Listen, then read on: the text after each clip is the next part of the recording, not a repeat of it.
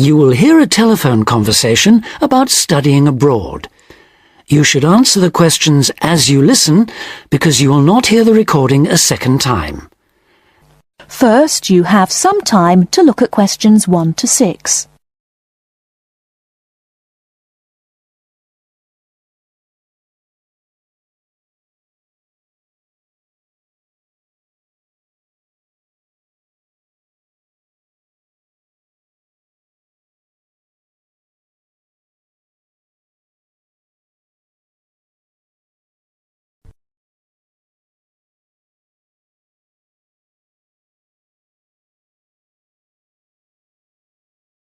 Listen carefully and answer questions 1 to 6. Hello, admissions guidance. How can I help? Hello. I'd like some information about studying at your university. Can you help me? Yes, of course. What course are you interested in applying for? International business.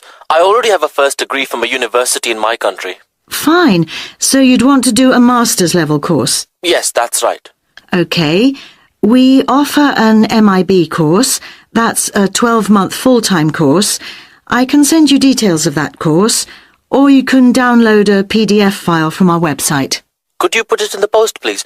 I don't have access to the internet at the moment.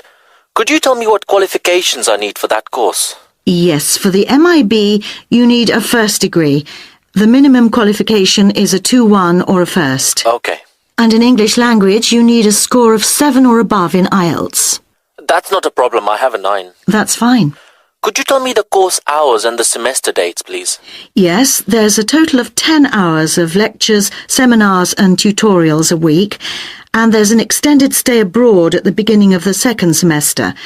That involves spending a month at the national head office of a multinational corporation. Okay. And the semester dates are... just a moment... Okay, the first semester starts on the 27th of September and ends on the 22nd of January, and the second semester runs from the 7th of February to the 27th of May. Can you tell me a bit more about the actual course content? Well, I don't know much about the course personally.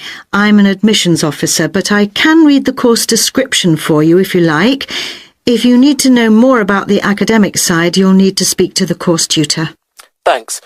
I'd be very grateful if you could tell me as much as possible now. I'll just read the main points. It involves the advanced study of international organisations, their management and their changing external context.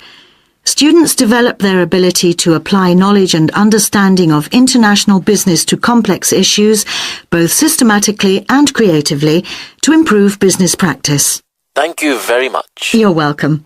Now, if you could give me your name and address, I'll have full details of postgraduate courses sent to you. Okay. My name is Javed Iqbal. Before you hear the rest of the conversation, you have some time to look at questions 7 to 10.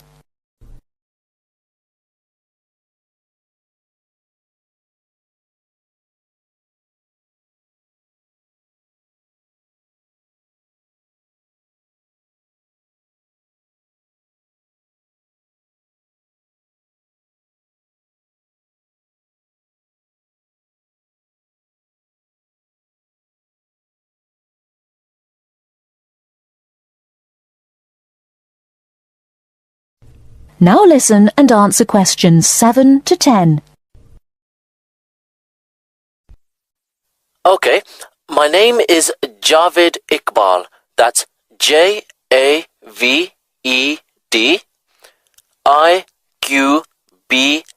Iqbal. Thank you. And your home address, Mr. Iqbal? It's Aga Khan Road, Shalimar 5, Islamabad, Pakistan. Thank you. And could I ask you 1 or 2 more questions for our records? Yes, of course. What was your first degree in? I did economics. I got a first-class degree. And where did you study? At the university here in Islamabad. Okay. Now, you said you had an Ielts level 9. Could I ask what your first language is? Actually, I'm bilingual in Urdu and English. Thank you very much. I'll put full details in the post today. Thank you. And thanks for all the information. Not at all, Mr. Iqbal. Thank you for calling. That is the end of part 1. You now have half a minute to check your answers.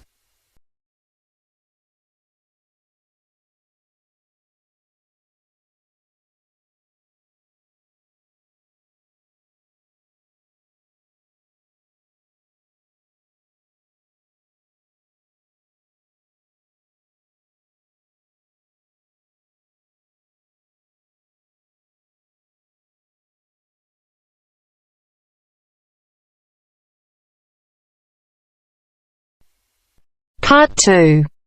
First, you have some time to look at questions 11 to 15.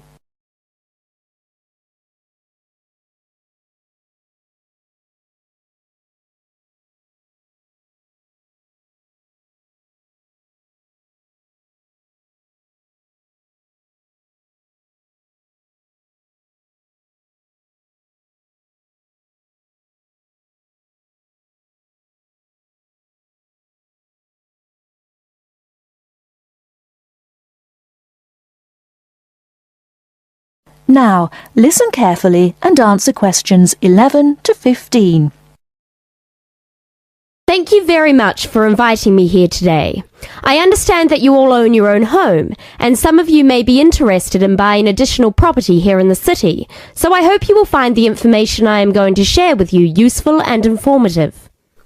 I'm going to talk about the situation with property here in the city. The city centre of any area is obviously going to have the highest prices, and as more and more people are competing for houses in this area, both renting and buying are becoming increasingly difficult. It is most people's dream to one day own their own house. House ownership gives us a feeling of having achieved something, and we can see clearly what we have worked so hard for all our lives. It can give us a sense of security for our old age and a knowledge that we will hopefully have something to pass on to our children. However, buying a house, particularly for first-time buyers, is becoming more and more difficult, not only due to increasing prices, but also because of the need for a substantial deposit. For younger people, buying their first home is very difficult and often impossible. Young couples who cannot get the deposit together need to rent for a long time and sometimes forever. While traditionally homes near the centre of the city have been the most desirable, people are now looking further afield. This has happened for a number of reasons, the main one being that our style of work is changing, along with that of other countries such as the USA.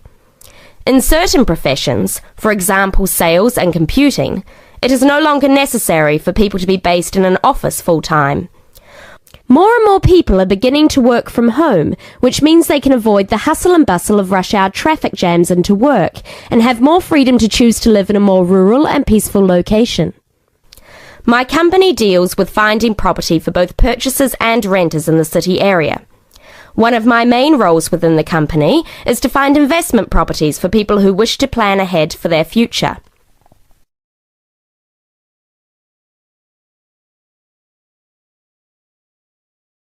Before you hear the rest of the talk, you have some time to look at questions 16 to 20.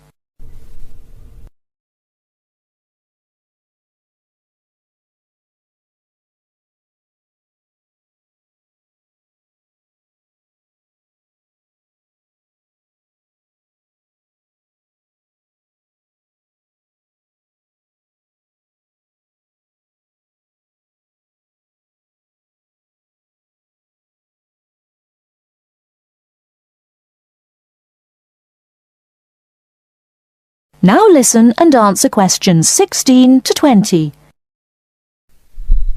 An investment property is usually at the cheaper end of the market. People buy investment properties not to live in, but in addition to their own home in order to rent it out to other people. The advantage of putting your savings into property for the future is that you can be pretty certain that, as a long-term investment, your money will safely increase in value in line with inflation. Many people are turning to property investment instead of pension schemes, as we hear the horror stories of countries such as the UK, where people have invested all their lives into their pension schemes to find that now their money is relatively worthless. Houses automatically earn what is known as capital gains.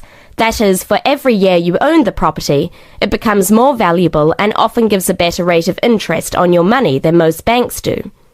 However, that is not to say there are no risks. There are people who buy property when the market is high and prices are inflated beyond their true value, only to find that when the housing market slows down, they are in a state of negative equity.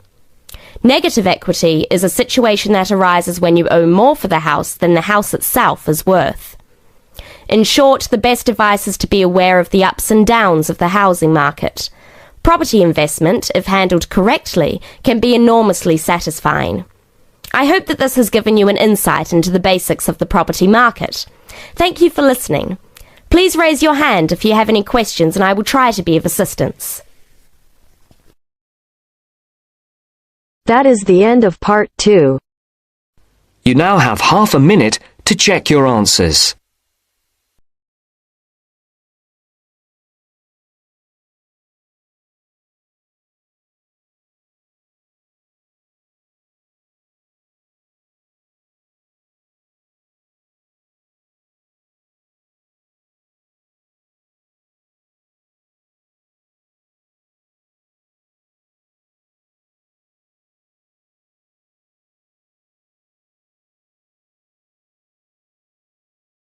Now turns to part 3.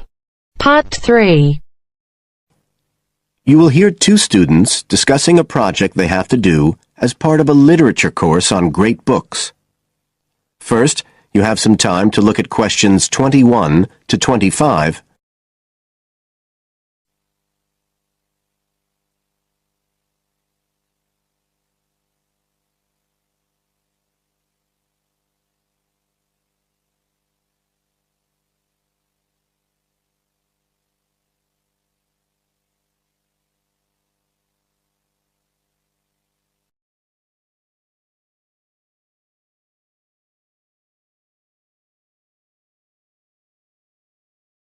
Now listen carefully and answer questions 21 to 25. Hi, Joey. How are you doing? I heard you were sick. Oh, hi, Olivia. Yeah, I had a virus last week, and I missed a whole pile of lectures, like the first one on the great books in literature, where Dr. Castle gave us all the information about the semester project. I can give you copies of the handouts. I've got them right here. That's okay. I already collected the handouts, but I'm not very clear about all the details. I know we each have to choose an individual author. I think I'm going to do Carlos Castaneda. I'm really interested in South American literature. Have you checked he's on the list that Dr. Castle gave us? We can't just choose anyone. Yeah, I checked. It's okay. Who did you choose? Well, I was thinking of choosing Ernest Hemingway, but then I thought, no, I'll do a British author, not an American one. So I chose Emily Bronte. Okay. And first of all, it says we have to read a biography of our author. I guess it's okay if we just look up information about him on the internet? No, it's got to be a full-length book. I think the minimum length's 250 pages. There's a list of biographies. Didn't you get that? Oh, right. I didn't realize we had to stick with that. So, what do we have to do when we've read the biography? Well, then we have to choose one work by the writer. Again, it's got to be something quite long. We can't just read a short story. But I guess a collection of short stories would be okay? Yes, or even a collection of poems, they said. But I think most people are doing novels. I'm going to do Wuthering Heights. I've read it before, but I really want to read it again now I've found out more about the writer. And then the video. We have to make a short video about our author and about the book. How long has it got to be? A minute. What?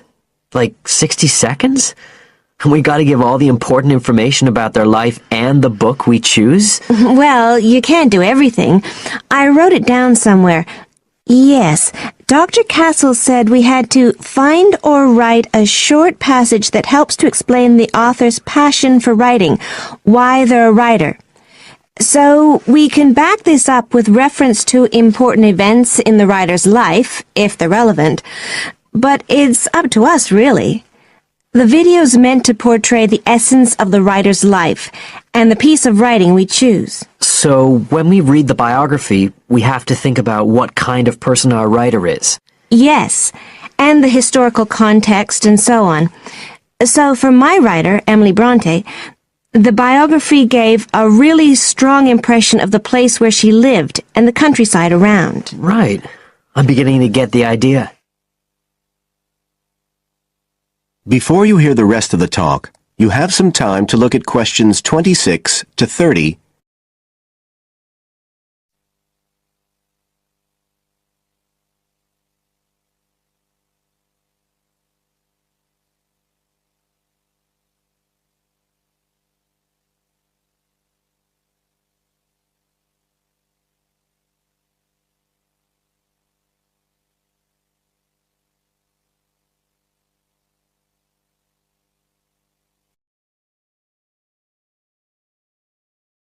Now listen and answer questions 26 to 30.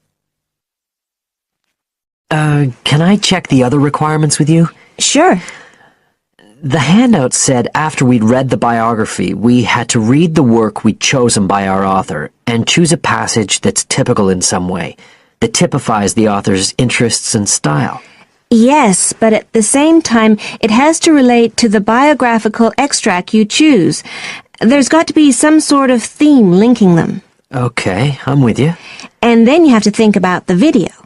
So are we meant to dramatize the scene we choose? I guess we could, but there's not a lot of time for that.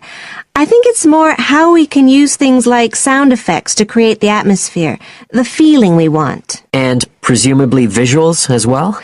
Yeah, of course. I mean, I suppose that's the whole point of making a video. But whatever we use has to be historically in keeping with the author. We can use things like digital image processing to do it all. So we can use any computer software we want? Sure. And it's important that we use a range, not just one software program.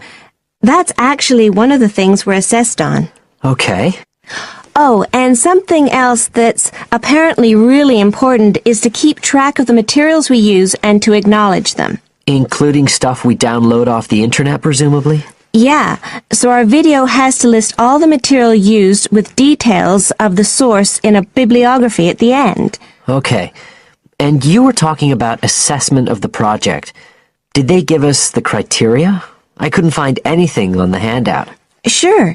He gave us them in the lecture. Let's see, you get 25% just for getting all the components done. That's both sets of reading and the video. Then the second part is actually how successful we are at getting the essence of the work. They call that content, and that counts for 50%. Then the last 25% is on the video itself, the artistic and technical side. Great. Well, that sounds a lot of work, but a whole lot better than just handing in a paper. Thanks a lot, Olivia. You're welcome. That is the end of part 3. You now have half a minute to check your answers.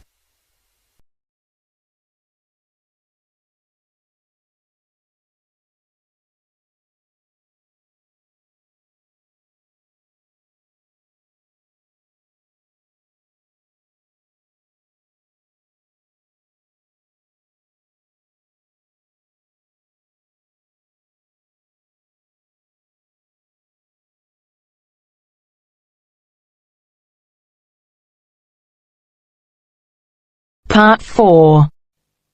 You will hear a lecturer in education talking about some experiments done in the USA to investigate the effects of reducing class sizes.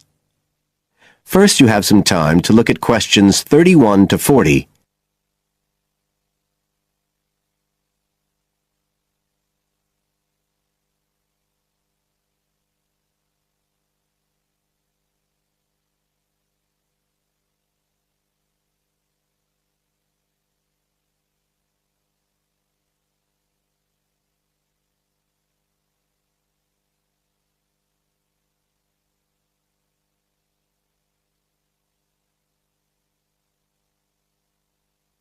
Now listen carefully and answer questions 31 to 40. All over the world, there are passionate arguments going on about how educational systems can be improved. And of all the ideas for improving education, few are as simple or attractive as reducing the number of pupils per teacher. It seems like common sense. But do these ideas have any theoretical basis? Today, I want to look at the situation in the USA and at some of the research that has been done here in America on the effects of reducing class sizes. In the last couple of decades or so, there has been considerable concern in the United States over educational standards here, following revelations that the country's secondary school students perform poorly relative to many Asian and European students. In addition, statistics have shown that students in the nation's lower income schools in the urban areas have achievement levels far below those of middle class and upper middle class schools. So would reducing class sizes solve these problems? Well, we have to remember that it does have one obvious drawback. It's expensive. It requires more teachers and possibly more classrooms, equipment, and so on. On the other hand, if smaller classes really do work, the eventual economic benefits could be huge. Better education would mean that workers did their jobs more efficiently, saving the country millions of dollars. It would also mean that people were better informed about their health, bringing savings in things like medical costs and days off sick. So what reliable information do we have about the effects of reducing class sizes? There's plenty of anecdotal evidence about the effect on students' behavior, but what reliable evidence do we have for this?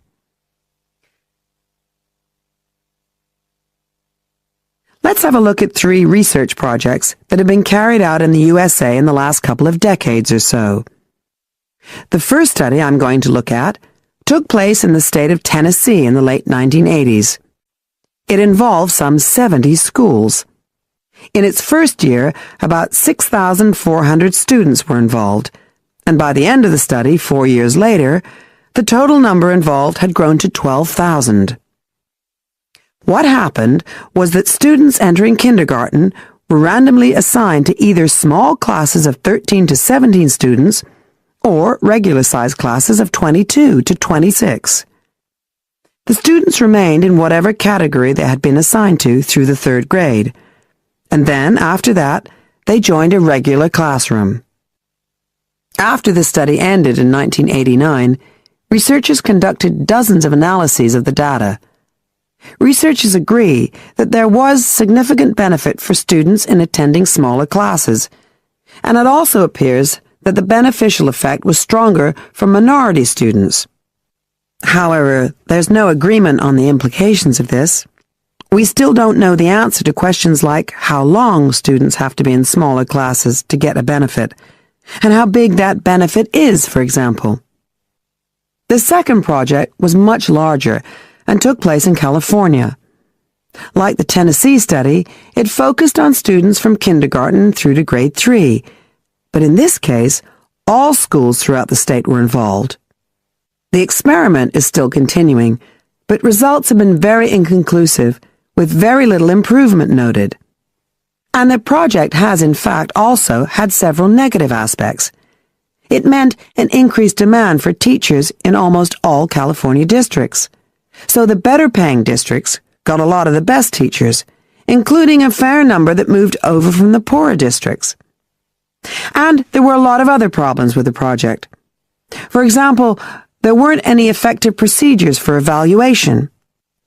All in all, this project stands as a model of what not to do in a major research project. A third initiative took place in the state of Wisconsin at around the same time as the California project began, and it's interesting to compare the two. The Wisconsin project was small. Class sizes were reduced in just 14 schools, but it was noteworthy because it targeted schools at which a significant proportion of the students were from poor families, compared with California's one-size-fits-all approach. Analysts have found that the results are very similar to the Tennessee project, with students making gains that are statistically significant, and that are considerably larger than those calculated for the California initiative. Now, I'd like to apply some of these ideas to the latest